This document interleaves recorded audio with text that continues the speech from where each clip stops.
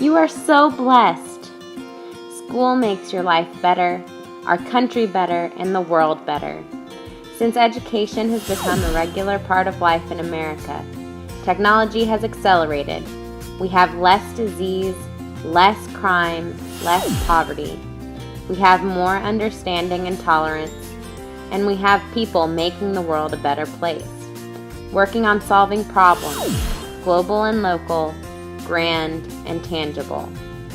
When I visited Kenya, one of the most striking parts to me was how grateful the kids there were for school. They know what life is like without it and how valuable it is.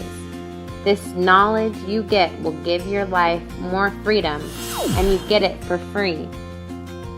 Everyone in America invests in your education because we know you are worth it, and that with an education you will make the world, yourself, your family, your workplace, your passion, your city, state, and country a better place.